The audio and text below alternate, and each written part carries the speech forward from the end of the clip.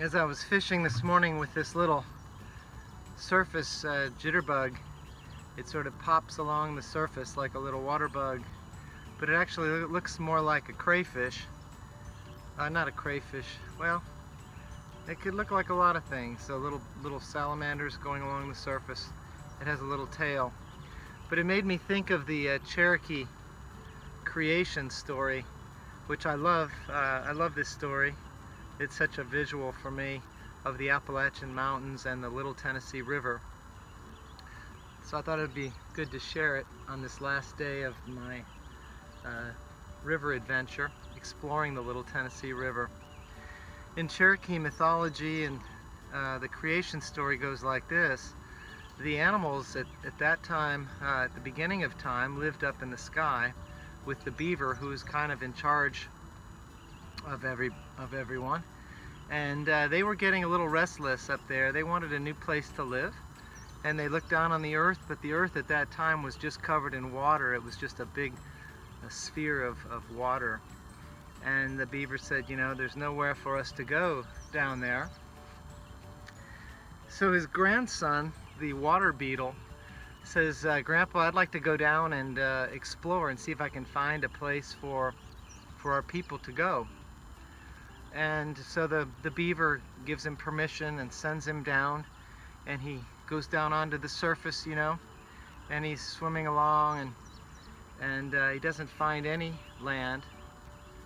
And he's very discouraged, but he's a water beetle. He's very industrious, and he's the scout, and he decides, I'm going to have to try something else. So he dives down with his little water beetle hands and swims to the bottom, and he grabs some mud in his little hands, little water bug hands.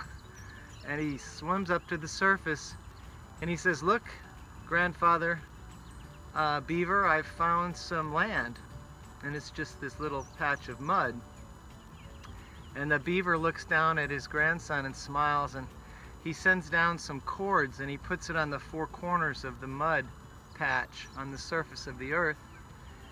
And he begins to pull and stretch it, stretches it longer, then a little bit wide, and when he gets it the way he likes it, he smiles and he says, yes, we have some land for our animals to go to and to inhabit. So he sends some of the animals down slowly to live on this mud patch or island, and the buzzard decides to take a flyover, and as he's flying over the mud patch, his enormous wings push down the mud, and this becomes the valleys of the Appalachian. And then as his wings lift up, the mountains rise up into the Appalachian Mountains.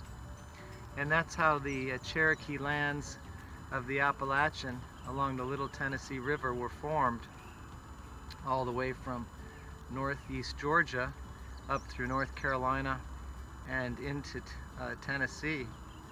This was the Cherokees' home state, so to speak. Although they didn't own things, they lived on them.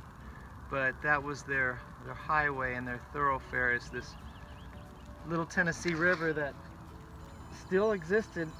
It's buried in water, but it's out in the middle out there.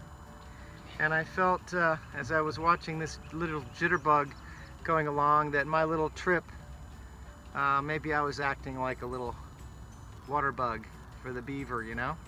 Doing a little scouting trip, checking it out, seeing what the effects of manipulating water have in the long run. Time to go back fishing.